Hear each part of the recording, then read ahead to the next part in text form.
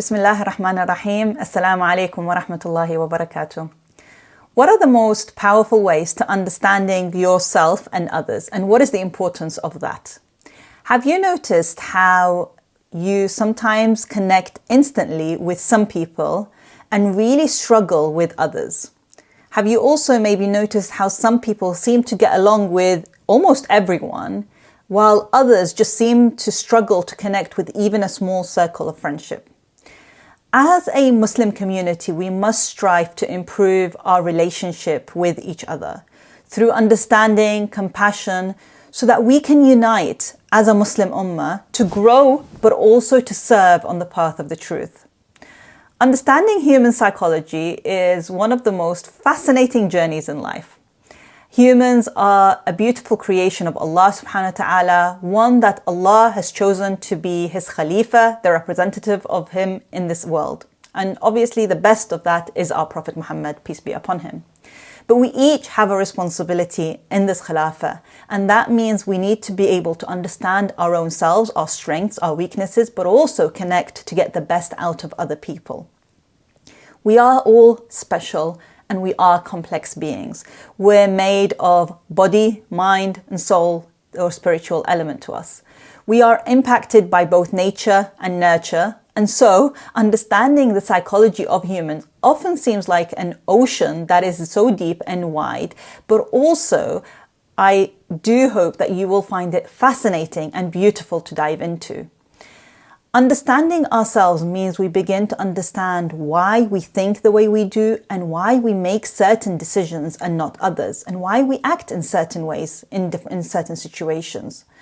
And once we each embark on this journey of self-discovery, inshallah we will begin to be able to tailor our own growth in a genuine way without comparison to others.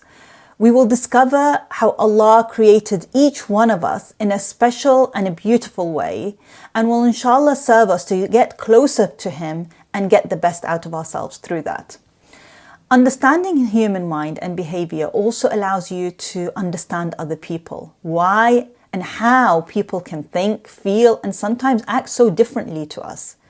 And inshallah, through that journey, we will strive to be less judgmental and more understanding and compassionate towards other people as well. It allows us also to connect with different types of people and have a positive impact on them in a way that is aligned to them. And while I said it seems like sometimes an ocean of knowledge, I wanted to begin this journey for you and seeking to understand one part of maybe what shapes us, what shapes you and I, and that is our personality. Personality is a beautiful and fascinating world to go into. There are so many different personality profiles or tests out there. The one that I have found to be really useful, that is used within psychology and the personal development, and actually used within corporate worlds as well, is the DISC profiling. And it serves as a great way to understanding human behavior, but also brilliant at improving communication. In summary to this, inshallah, this will entice you and encourage you to read more about it. But in summary, according to this profiling method, there are four main types of personalities. The first one is the D personality, the D dominant personalities, or the reds if you're using the colors. And these within our society, they are the leaders, they're the strong-willed, they're the goal-orientated, decisive personalities. The second personalities, or the I's or the influencers, they are, or the yellows if you're using the colors, are the social butterflies in our societies. They're the outgoing ones, the social ones, often persuasive personalities. The third is the S or steady personality, or the green personalities. And they're the ones that are more people-focused, they're the loyal, they're the patient ones. And actually these are the majority of our society, are the S personalities. The fourth is the C or conscientious personalities, or the blues. These are the ones that are more reserved, they have a real eye to detail, they are also goal-orientated, they are great analysts, often very disciplined as well. Something important to remember when we look at all of these four personalities is that there is no such thing as a good or bad personality. Each one of those has its own unique strengths and weaknesses. Knowing the strengths and weaknesses of each allows us to grow within ourselves and communicate to each person in a way that they understand. For example, a dominant personality is focused on goals, as we said. So they are brilliant at making decisions, seeing the big picture, getting things done quickly.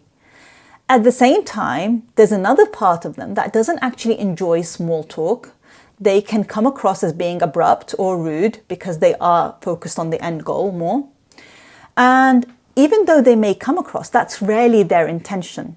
And understanding this means we sway away from making judgments about them, but actually connect with them in the best way possible. And so ultimately understanding the strengths and the weaknesses of each personality, whether it's yours or other people, helps you to improve those relationships with others. And if we consider that, especially when we look at marital relationship or a parent-child relationship or colleagues even, we can see how far and how meaningful understanding personalities can become. So, for example, if you're living with an S personality, you will know that they will value emotional reassurance. They will give the best of themselves. And so we can connect with them at that level. A C personality will require more time in making decisions. They will need to know more details about what you are doing and why you are doing it. That's not them trying to be difficult. They just may be thinking differently to you.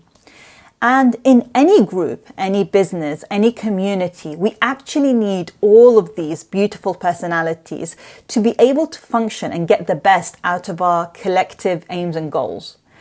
And there's a beautiful hadith by Prophet Muhammad where he says that we, the prophets, have been commanded to speak to people according to their level of knowledge. And if we can go a bit deeper in understanding this hadith, maybe that this knowledge isn't just about the knowledge that they know, that individual knows, but also go beyond that to speak to them in a style and an approach that they will understand uniquely. So what can we do knowing this now? Inshallah, this has encouraged you to read more about the different personalities, not for making judgment, but rather for being curious to understand yourself, understand others, and really work on improving your communication. And personality is a really sometimes simple way that opens up that field. And it allows you, inshallah, to grow in yourself, improve your connection with others, and collectively as a society, work best to connect to Allah and our purpose and serve our community in the best way.